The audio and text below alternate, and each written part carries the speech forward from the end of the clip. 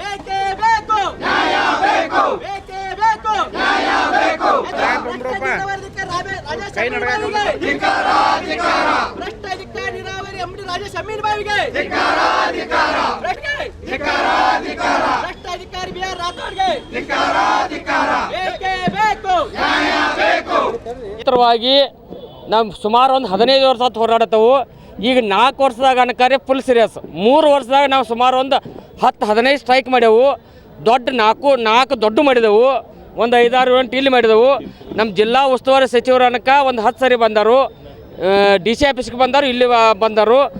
ಈಗ last moment ಏನಂದ್ರೆ ಮೇ 8ನೇ ತಾರೀಕು ಇವ್ರಿಗೆ ಹಿಂದೆ ಏನು ರಿಪೋರ್ಟ್ ಕೊಟ್ಟಿರಲ್ಲ, ಆ ರಿಪೋರ್ಟ್ಗೆ ಗೌರ್ಮೆಂಟ್ದಿಂದ ಇದು ನಿಮ್ಗೆ ಸರಿಯಾಗಿ ರಿಪೋರ್ಟ್ ಆಗಿಲ್ಲ, ಇದನ್ನು ಕರೆಕ್ಟ್ ರಿಪೋರ್ಟ್ ಕೊಡಿ, ಒರಿಜಿನಲ್ ದಾಖಲೆ ಹಚ್ಕೊಡು ಅಂದಿರು.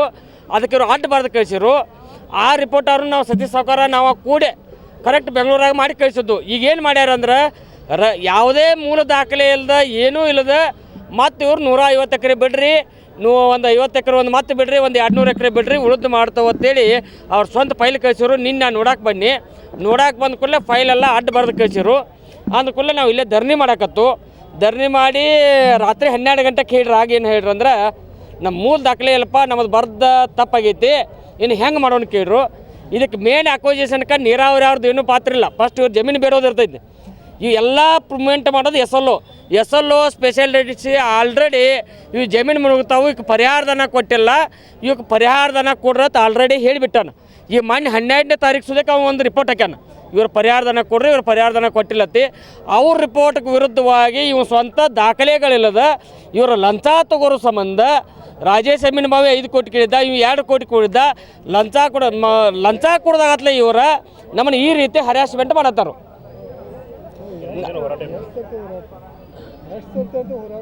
ಸರ್ ನಾವಿದು 11 ಸರ್ತಿ ರೀ.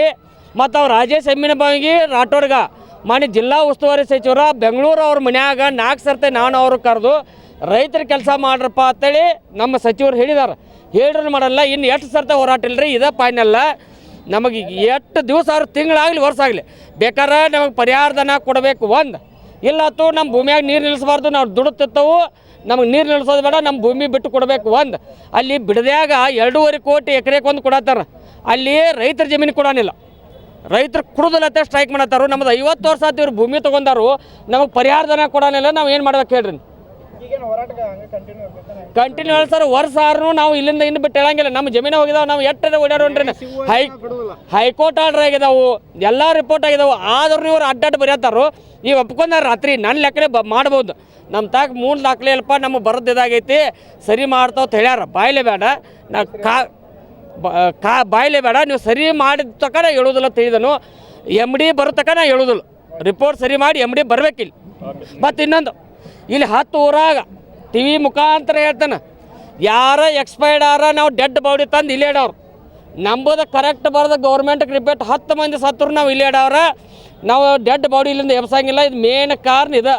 ನಾವು ಯಾರೇ ಇವತ್ತು ಸತ್ತರೂ ಅಲ್ಲಿ ಊರಾಗ ಸತ್ತರು ನಾವು ಡೆಡ್ ಬಾಡಿ ತಂದು ಇಲ್ಲಿ ಇಡವ್ರು.